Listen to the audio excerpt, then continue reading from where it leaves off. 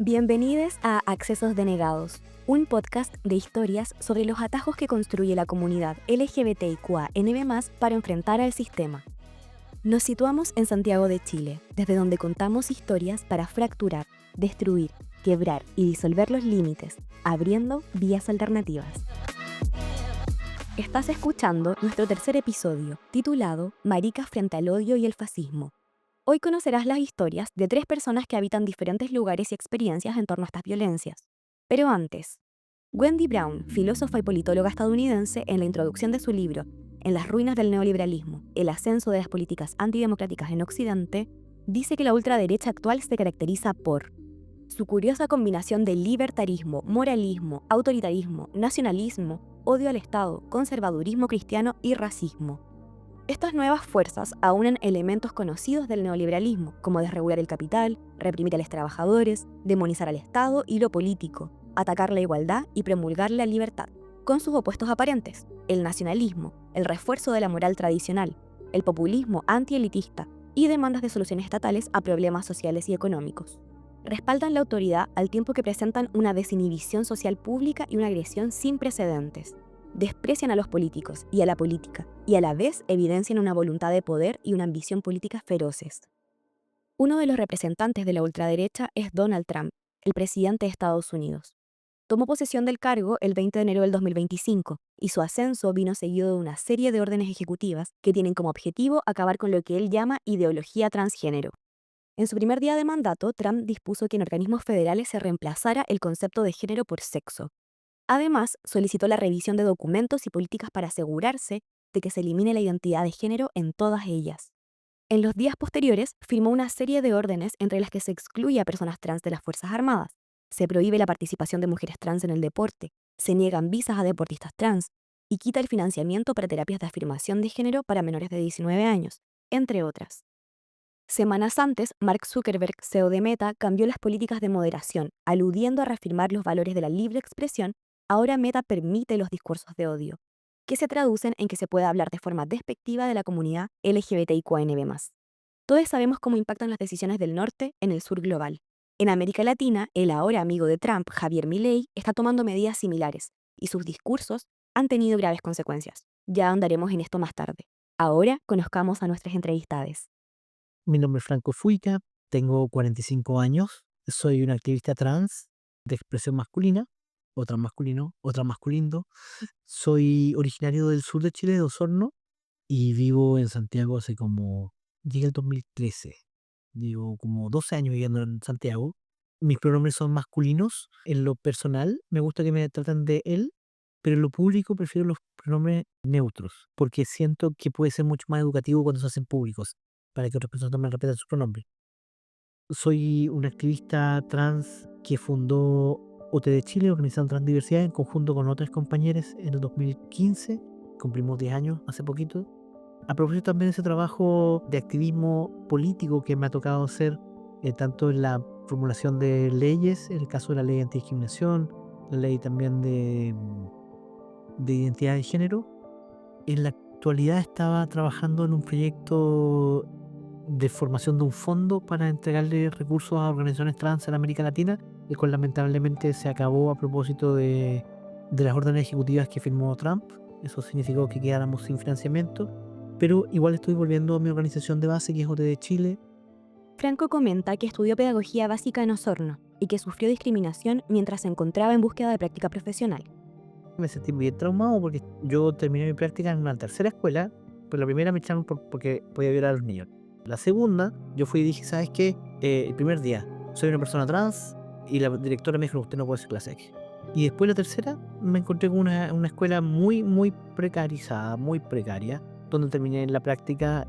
Pero claro, en ese momento empezó también el bichito del activismo, de acompañar más gente, hacer más cosas, y eso significó también que yo tomara esa decisión. En todo este camino de activismo fuimos formando OTD. Yo diría que es una de las organizaciones más importantes del trabajo de personas trans, probablemente en Chile y también en América completa. Y eso nos ha llevado, o por lo menos a mí, también me llevó en algún momento a salir de Chile, a trabajar en otros espacios también políticos, que por ejemplo el caso de la OEA, la Organización de Estados Americanos, donde hace ya unos 15 años atrás se formó una coalición de organizaciones LGBTI que trabaja en ese espacio, que se llama justamente la Coalición LGBTI de OEA. Con todo ese trabajo político que yo fui haciendo desde OTD, también fui reconocido desde, este caso particularmente como desde la izquierda en Chile, y fui invitada a participar del proyecto de Iracy Hasler de la municipalidad en Santiago, y me tocó ser la persona encargada de la vinculación con las comunidades LGBTI de la comuna, y que incluso siempre fue mucho más allá. Bueno, mi nombre es Cristeva Cabello, ese es mi chapa de activista también, y tengo 38 años y actualmente estoy viviendo en Londres. Eso, soy periodista, hace poco finalicé un doctorado en ciencias sociales y me defino como siempre como periodista feminista, como activista de la palabra, también activista de la disidencia sexual, desde mi época universitaria. Y eso, siempre trabajando por las políticas LGBT, por un pensamiento crítico respecto a la sexualidad en Chile. Y finalicé una investigación sobre la representación LGBT en las series de ficción chilenas, en la televisión. Y en eso he estado más dedicada en el último tiempo. Así que en eso he estado y también tratando de aportar con reflexiones respecto a ciertos conflictos que vivimos actualmente las comunidades LGBT con todo este entramado y esta explosión y reacción de la ultraderecha frente a los movimientos LGBT. Yo decidí ingresar al periodismo porque me gustaba la escritura en general, la literatura me gustaba mucho y quería una carrera donde pudiera escribir, básicamente, un poco de modo más libre. Y ahí en el camino, en realidad, estando en la universidad, me involucré con activismo LGBT y eso, fui parte de la coordinadora universitaria de diversidad sexual, que después se transformó en disidencia sexual, que fue una de las primeras organizaciones LGBT en las universidades públicas chilenas, por ahí por principios del 2000, cuando hacía mis prácticas, cuando ensayaba, ¿verdad? Cuando estaba en la universidad, me dediqué más bien a siempre a hacer como trabajo vinculado a problemáticas LGBT, cuestiones como el VIH, hacer reportajes respecto a las protestas LGBT. Siempre fue mi motivación, a pesar de que no era tan bien visto tampoco en esa época. Siempre había una visión como del periodismo de parte de profesores. Uno tenía que saber un poco de todas las áreas y como que no era bien visto esto de enfocar tus temas o que te interesara tanto hablar de estas temáticas de la disidencia sexual. Yo creo que había ahí unos ciertos prejuicios que a mí me importaron nada, la verdad, y seguí, digamos. También siempre fui notoriamente afeminada, entonces eso también tuvo que ver con entender todo esto de un poco, después también descubrir como esta categoría como queer, como alguien que no encaja en la norma, que no encaja en las lógicas familiares y heteropatriarcales, y de ahí también poder, a través de estos vínculos, poder encontrar una comunidad también LGBT, otras formas de hacer vínculos por fuera de lo establecido. Soy Cali Ardizone. Mis pronombres son todos, pero mi favorito es ella. Soy una persona no binaria, no binaria. Me gusta escribir poesía, leer poesía y dar talleres de poesía. Muy redundante, pero no me importa. En este momento estoy viviendo en Moreno, que es un barrio, un municipio del conurbano de Buenos Aires, en Buenos Aires, Argentina. Viví como 10 años en la capital, en Capital Federal, en la ciudad autónoma de Buenos Aires, que es una ciudad increíble, pero es muy compleja. Y ahora me quedé sin dinero y volví al conurbano bonaerense, que también es muy complejo porque vivo en un barrio de emergencia, que le dicen, ¿no? No tenemos cloaca, no tenemos gas, no tenemos agua, no tenemos asfalto. Entonces, bueno, los sueldos acá son muy bajos, entonces la mayoría de la gente viaja mucho. Bueno, no me quiero extender, pero vivo en el conurbano bonaerense. Para introducirnos en su historia, Cari cita un libro de su autoría. Dice, a la extrañeza que sentía a los 13 cuando dijeron ella y me señalaron. Creo que nunca me sentí ni varón ni mujer, pero tuve que atravesar como, no sé, 25 años de mi vida para poder ponerle palabras. Me di cuenta que siempre me gustaron las mujeres, solo que antes ese sentimiento lo disfrazaba con admiración o... Sí, admiración, como, ah, no, qué linda que es, pero no, no me gusta. Y es como, dale, chabona, te encanta. Cari nos cuenta sobre su recorrido universitario y cómo esta experiencia le llevó a acercarse al activismo y al trotskismo, donde militó por 2 años. La Facultad de Derecho de la UBA es una facultad que está llena de chetos y chetas por doquier, que solo les preocupa como tener el último celular y la ropita que se van a poner, que los negros están en la cárcel y que las fotocopias sean gratis. Y yo me había enterado de la dictadura en Honduras y decía, ¿cómo puede ser que nadie hable de eso? Hasta que conocí a un grupo trotskista que estaba hablando de eso y fue como, no, listo, yo tengo que hacer algo con esta gente. Y ahí empezó mi camino en la militancia partidaria en ese momento. Entonces, ir entendiendo cómo funciona el mundo en tanto opresiones, la opresión patriarcal, la opresión de raza, la opresión capitalista, de clase, me fue explotando el cerebro. Y fui entendiendo dinámicas y cosas incluso en mi propia vida, que si no hubiera sido por el acceso a la educación pública, yo no hubiera llegado. Yo creo que si hay algo que nunca dejé es de ir a movilizaciones, pero sí lo que dejé fue de agruparme en un espacio político orgánico, vamos a llamarlo, ¿no? Que tenga como su programa y sus objetivos. Sin embargo, con la avanzada del fascismo en Argentina, estoy empezando a sentir esa urgencia. Y si bien no estoy organizada en ningún lado en particular, sí estoy intentando que mis espacios de taller sean un espacio en donde de distintos lados podamos confluir. Volvamos a Javier Milei. El presidente de Argentina y líder de la Libertad Avanza es un gran ejemplo para hablar de accesos denegados, porque eso es lo que está haciendo en su país, limitando las existencias de personas LGBTIQANB+, a través de una serie de decretos de necesidad y urgencia. Es autor de frases como, si un adulto quiere cambiar su sexo, que lo haga con su dinero, no con el del Estado. El lenguaje inclusivo es una aberración que destruye nuestra cultura y nuestro idioma. En mi gobierno está prohibido. Milei rechaza lo que él y otros líderes políticos de ultraderecha llaman ideología de género, cultura woke y adoctrinamiento ideológico. Tras el ascenso de Trump en Estados Unidos, decretó una modificación a la ley de identidad de género, que prohíbe a menores de edad el acceso a tratamientos hormonales de reafirmación de género. Esto estuvo a punto de pasar en Chile el año pasado, luego de la emisión del reportaje del periodista Santiago Pavlovich en Informe Especial de TVN, titulado Nuestros niños trans.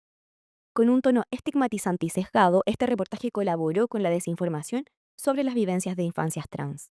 Otra de las polémicas medidas que ha tomado Milei es el recorte de un 40% del personal de salud que trabajaba en apoyo a la población que vive con VIH, hepatitis y tuberculosis, lo que impacta directamente en el acceso a la salud de las personas en Argentina. A continuación, Franco, Cristeva y Cari nos hablan de algunos accesos que se les han denegado. Yo iba a ser candidato a concejal por el Frente Amplio, pero en los últimos momentos de las negociaciones, de hecho, una semana antes de que se inscribieran los candidatos, yo estaba dentro de las 5 personas que iban de candidate por el Frente Amplio a concejal. Yo sentí y yo estaba muy seguro que podía conseguir mucho voto de la comunidad LGBTI, teniendo en cuenta que Santiago particularmente es una de las comunas que tiene más índice de personas LGBTI probablemente que todo el país. Entonces yo de verdad estaba muy seguro que podía hacerlo.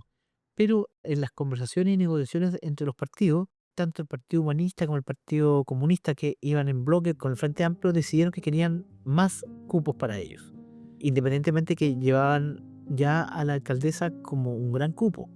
Entonces yo iba el último en la lista y querían 2 cupos más. Por tanto, lo que decidieron inicialmente era que yo salía y otra persona más. Después llegaron a un acuerdo que solamente era una persona.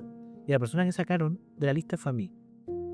Lo cual fue fuerte, fue trágico y que yo creo que tiene consecuencias fuertes en el entendido de que hoy en día en la Comuna de Santiago, en el Consejo de Santiago, no hay ninguna persona LGBTI que pueda eventualmente medio defender los derechos de las personas LGBTI en la comuna. Yo estaba volviendo a mi organización de base, OTD, a través de un proyecto que se financiaba por platas del gobierno de Estados Unidos y que a propósito de lo que Trump indicó en el momento en que asumió el cargo, todos los proyectos de la cooperación internacional de Estados Unidos están siendo revisados para encontrar y no financiar más a los proyectos de diversidad, inclusión, ¿cierto? Y equidad. Y esos recursos probablemente el presidente Trump los colocará en sus áreas de interés, que son justamente los grupos conservadores y que odian, ¿cierto?, a las personas LGBTI, particularmente a las personas trans. Y teniendo en cuenta que Chile es una suerte de colonia estadounidense, digamos de facto, más que porque exista realmente, vamos a tener un montón de consecuencias. Y dentro de este mismo panorama tenemos al otro lado de la cordillera, ¿cierto?, a un presidente que dice que las personas homosexuales son todas pedófilas y que evidentemente en su lenguaje lo que intenta decir es que todas las personas de la diversidad somos personas pedófilas, que vamos a estar haciéndole daño a los niños, cuestiones que no son así y si es que existen, son ejemplos aislados, así como existen personas que hacen eso dentro de las comunidades cis hetero, como por ejemplo los curas, y que no solamente ha habido uno, sino que han habido muchos. Franco nos comparte su análisis sobre el trabajo que ha desarrollado el gobierno de Gabriel Boric para colaborar con la comunidad LGBTIQANB+.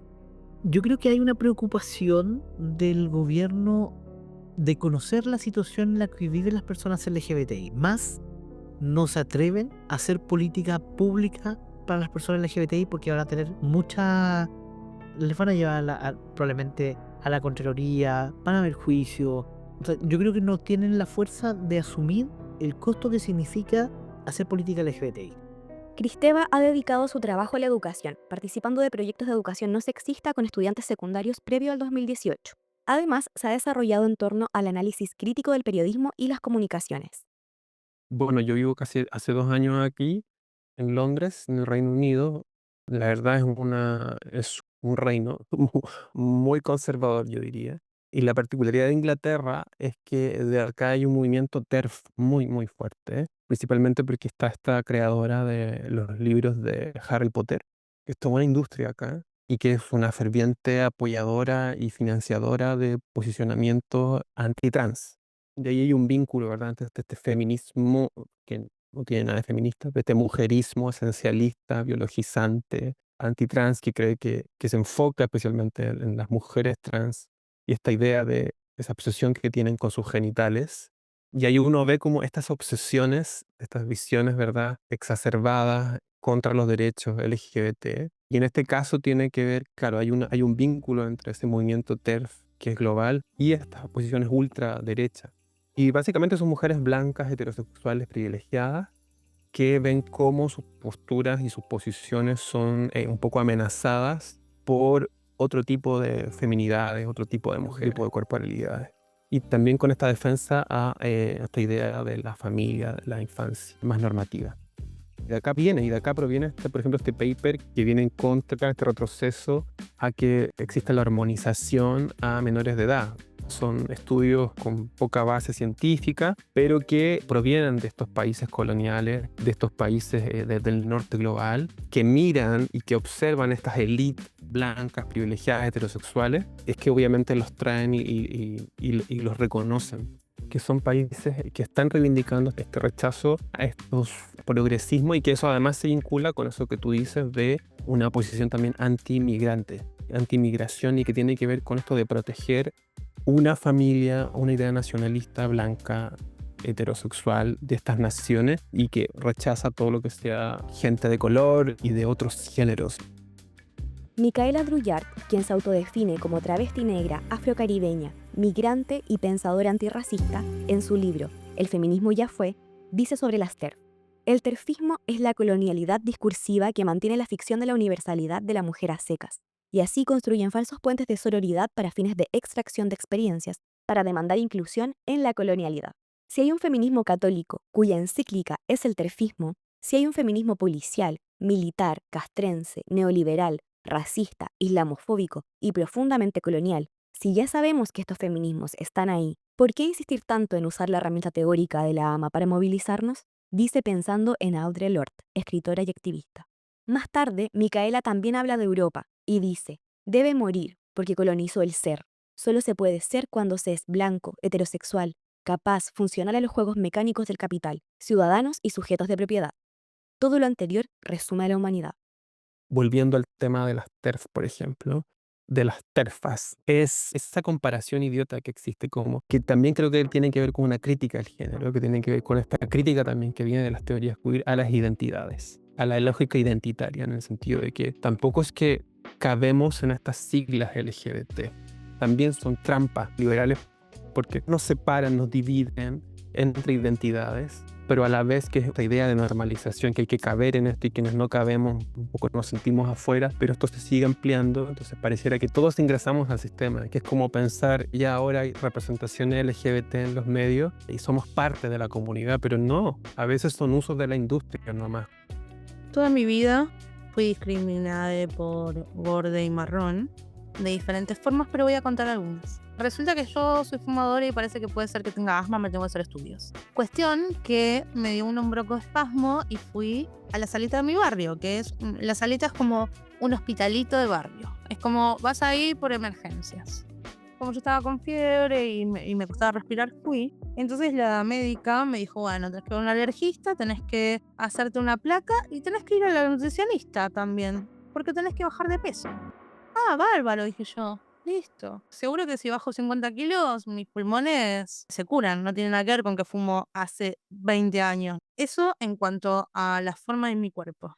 En cuanto al color de mi cuerpo, una vez estaba trabajando y yo atendía al público y trabajaba con una computadora y yo me ingresaba datos, ¿no? Tomaba denuncias de accidentes de moto.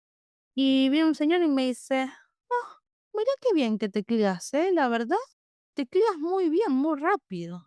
Para ser una persona así como vos. Bueno, a ver, sí, porque soy marrón y tengo pinta de pobre, ¿no es cierto? Bueno. A continuación, Cari nos contará sobre una situación de violencia durante la marcha. En esos días también hubo 2 ataques de odio en Argentina. El 29 de enero, tras el discurso de Milei en Davos, Orlando Lutz prendió fuego al hogar de una familia lésbica en la ciudad de Cañuelas. Días después, una pareja de lesbianas es atacada por un ciclista en Recoleta, Buenos Aires. Y por supuesto, en la movilización masiva que fue el sábado pasado, está estallada de gente. Eran las 6 de la tarde, el gobierno todavía no había cortado el tránsito, entonces permitía que los autos circulen. Y había un grupo de 100, 200 personas cruzando la calle y el colectivo se mandó a punto de que casi choca a todo un grupo de gente. Entonces, y era una marcha LGTB. Entonces, fue un intento o un arrebato o una amenaza de muerte hacia un grupo de personas que se estaban movilizando, porque acá no solo hay un discurso de odio hacia las personas LGTB, sino hacia los zurditos de mierda, que es toda persona que se precie de cuestionar un poquito el mundo y pedir un poquito de derechos, porque no es que tenés que ser anarquista de Bakunin para que te digan zurdito de mierda, no. Pedís educación pública y sos un zurdito de mierda. Entonces digo, bueno, pasó lo de las lesbianas que acabo de contar, que les pegaron en un lugar donde nos solían permitir vivir, y ayer nos enteramos que por decreto de necesidad y urgencia le sacaron el acceso a tratamientos hormonales a los menores de edad. Eso significa que hay un montón de personas que están en tratamiento que se los van a cortar de repente, con todas las consecuencias en la salud física y mental que eso conlleva. Es una locura. Es un atentado, el Estado de Derecho está en riesgo. El otro día hablaba con una amiga trans y me decía, yo siempre quise tener vagina. Y es como, amiga, jodés, eso te lo cubre el Estado, pero no sé hasta cuándo.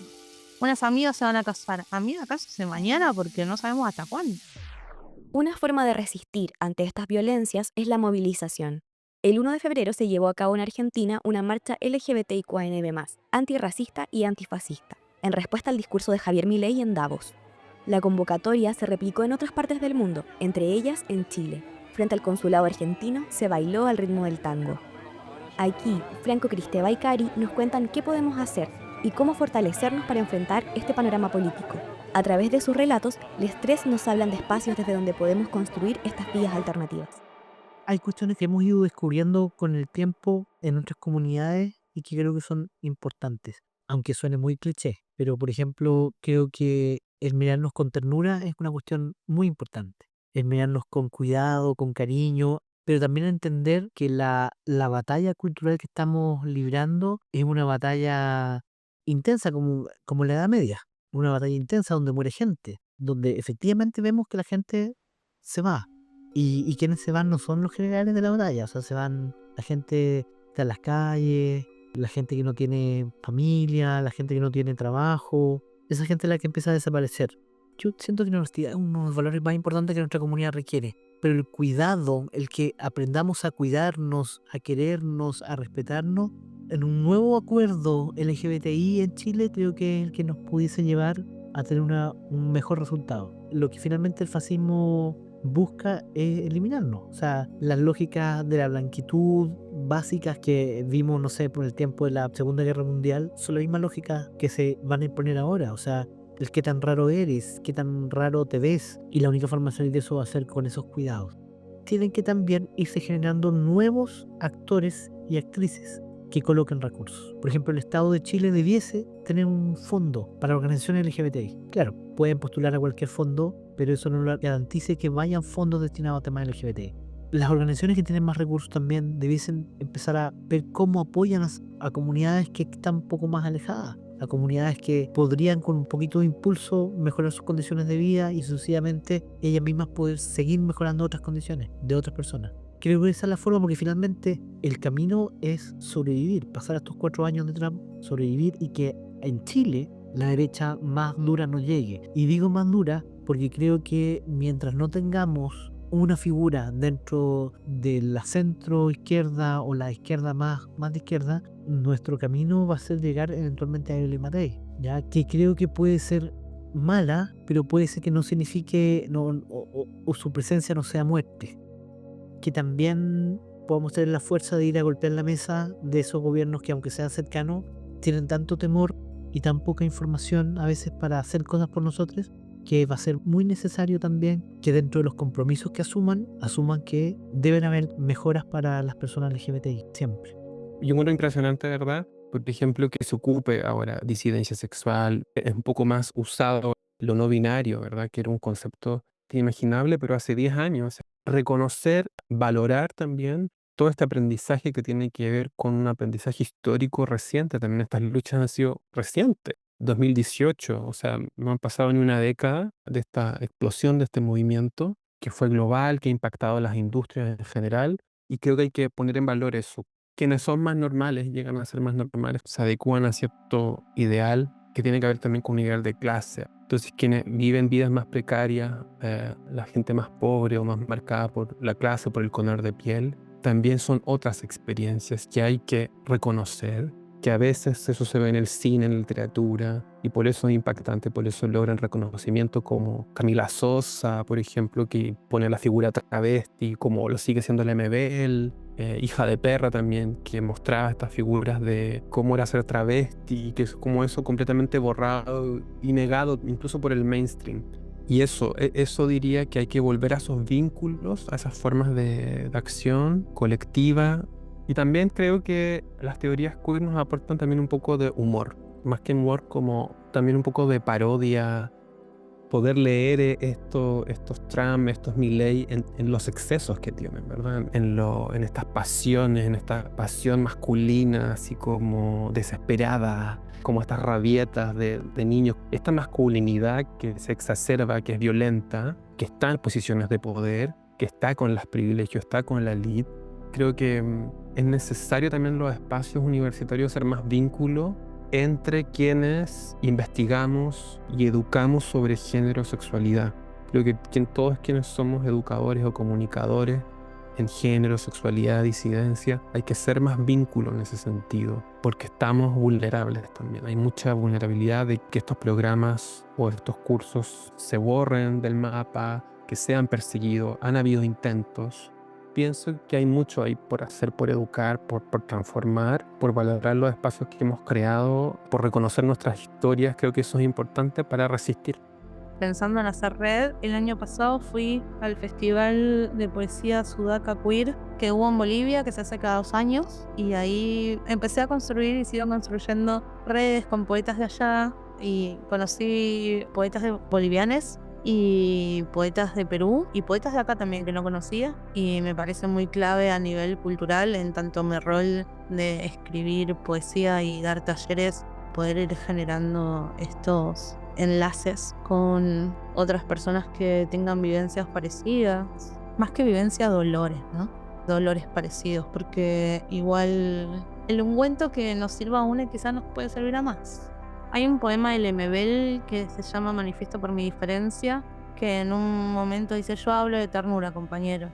No hablo de meterla y sacarla, de sacarla y meterla. Yo hablo de ternura, compañero. Y eso me dan ganas de llorar. Y relacionándolo con eso, hay una autora argentina lesbiana que se llama Claudia Massín, que tiene un poema que habla de que el primer gesto de la humanidad, de sociedad, fue encontrar el primer hueso soldado. Es decir, en algún momento de la historia, entre que éramos monos y que fuimos humanos, alguien se quebró, se lastimó, y hubo otro alguien asistiendo, cuidando. Y ese gesto de cuidado, de ternura, de decir: yo estoy acá, vamos, o me quedo, o lo que necesites, me parece totalmente necesario, fundante y también revolucionario en el sentido de que pareciera que todo es cada vez más sálvense quien pueda, ¿no?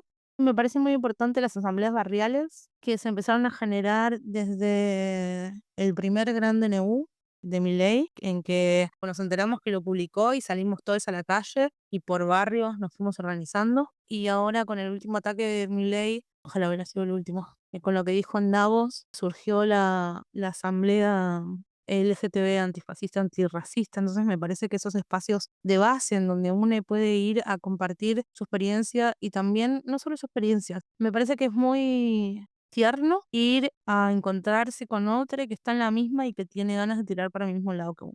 Entonces pienso que en todos estos espacios de asamblea hay mucha potencia. Nos acercamos al final de este tercer episodio, pero antes, Franco, Cristeva y Cari nos dan algunos consejos y recomendaciones para enfrentar el fascismo y el odio en lo cotidiano. Si tú también quieres compartir un dato marica, déjanos un comentario en la portada de este episodio en nuestro Instagram. Yo siento que ir en contra del fascismo, teniendo en cuenta que el fascismo es odio puro, quizás su contraparte más obvia es el amor, es la esperanza, y creo que es como eso, como tratar de actuar, aunque yo también sé que mucha gente LGBTI no tiene esperanza porque lo ha perdido, y porque legítimamente, probablemente alguna vez quiso construirla y se la destruyeron, ¿cachai? O sea, entiendo eso, pero es como intentar confiar y al mismo tiempo de confiar es ser confiable, porque de repente quien te da una puñalada por la espalda no es un facho, sino que es tu propia compañera con el que has vivido mucho tiempo, el que conoces desde hace muchísimo rato y con el que estás intentando construir cosas. Yo creo que un tip súper importante es no tengas miedo de ser parte de tu junta de vecinos. Capaz, claro, son espacios a veces violentos, difíciles, donde hay mucha gente que dice: no, es que yo no puedo, estoy en tal situación. Ok, hay mucha gente que no puede, pero hay gente que sí puede y que sí podría ser el presidente de la junta de vecinos. O sea, el primer presidente transmasculino de la junta de vecinos de, no sé, de alguna parte. La primera presidenta transfemenina de no sé dónde. Pero métete a participar, no te limites. Pero si además, si tu participación, estás participando y estás viendo que no lo estás haciendo bien, hay gente que es mejor que tú, sálete de ese espacio, deja que otras personas lo hagan. Tiene mucho que ver con controlar tu ego. Yo creo que muchas de las cuestiones que ocurren en el mundo y que son malas ocurren justamente porque no tenemos un control de ese tipo de cosas. Creo que debemos todos, en la medida que podamos, ir contribuyendo a esa red y esa masa crítica de gente LGBTI que pueda hacer cosas por otras. Quiero recomendar dos películas, una latinoamericana y una de acá de Inglaterra que me impactó mucho. Que tiene que ver ambas con algo que quiero decir, que tiene que ver con mirar el pasado y cómo a veces las cosas no cambian tanto o de dónde vienen. Acá en Inglaterra hace poco se estrenó una película que creo que está en Movie, bueno, ambas están en Movie, que se llama Blue Jean. Lo interesante es que se enfoca en una profesora de fines de los 80, una profesora de educación física, de pelo corto, lesbiana, a fines de los 80 acá en Inglaterra, y eso. Y justo ocurre que llega una nueva norma de Thatcher, de esta mujer, la dama de hierro, que apoyó a Pinochet cuando estuvo acá y que como fue un poco responsable de que Pinochet se regresara a Chile sin ningún tipo de enjuiciamiento. Entonces uno lo que va viendo es todo lo que se genera en esta profesora que tiene que un poco enclosetarse y dejar expresar lo que piensa, un poco esconderse y viene todo como un drama psicológico que también lo afecta en su vida y que tiene que ver con el impacto que genera esta normativa política de prohibir la educación sexual en los colegios, pero especialmente eliminar, banear, negar estas palabras que tienen que ver con la diversidad sexual en los 80. Y la otra película, que es mucho más esperanzadora y más creativa en ese sentido, es Casa Rochelle. está dirigida por la cineasta chilena Camila José Donoso y fue grabada en Ciudad de México, en un club que se llama Casa Club Rochelle. Es un espacio de comunidad trans donde las personas además pueden ingresar y cambiarse y travestirse ahí mismo, o sea, transformarse. Les entregan pelucas, les entregan maquillaje, les asesoran y es un espacio seguro para que la comunidad, un pequeño espacio en Ciudad de México donde las mujeres trans pueden existir, vivir, convivir, tener encuentros con sus amantes, con sus amigas, vivir un espectáculo. Y creo que nos habla de esos espacios de, como tú dices, como esos espacios de creatividad, de cuando no hay accesos permitidos o cuando la institución no se los imagina, las comunidades se los van imaginando. Se me vienen un montón de cosas a la cabeza. Lo primero es que si vas a hacer una movilización, te anotes en el cuerpo teléfonos de urgencia por si reprimen. Te lleves tu limón, un cambio de ropa, no te olvides el DNI, la SUBE cargada o la tarjeta de transporte cargada, el teléfono cargado, y le avises a alguien que vas a ir, para que sepamos que si hay que ir a buscarte, tenemos que buscar, y cuando regreses a salvo, avises que estás a salvo. Si no regresaste a salvo, te vamos a buscar. Y que evites tu nombre si te detienen. Y te lleves tu medicación si tomas medicación. Otra cosa es que te refugies en tus amigos. Por favor, es clave. Ni estamos soles ni nacimos para estar soles. Así que a buscar amigues. Si no tenés amigues, busca espacios comunitarios. Te puedes anotar a mi taller que está abierta la inscripción y esa colaboración. Y si no tenés para colaborar, no pasa nada. Yo te invito y vení y nos conocemos. Me puedes buscar como Cari con K, .ardizone con doble Z. Si tenés pensamientos intrusivos, contalos. Busca asistencia médica. No te dejes ganar por este sistema que no nos va a matar. No te dejemos que nos mate. Y lee lo que te guste, escucha lo que te gusta, no importa lo que te digan. Vos haces lo que te guste. Y te quiero. Y vamos a estar bien.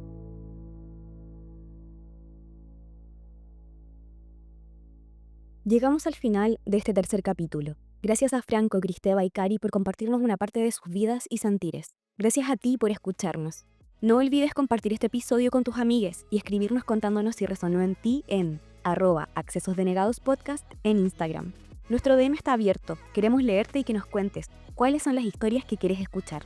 También puedes encontrarnos en la señal online de Radio JGM, los miércoles a las 12 y los sábados a las 16 horas. Este podcast se ha desarrollado con el apoyo de Sembra Media y Google News Initiative. Producción periodística, guión y locución por Maritza Peña. Diseño y montaje sonoro por Cristóbal Lizama. Distribución en redes sociales por Andy González.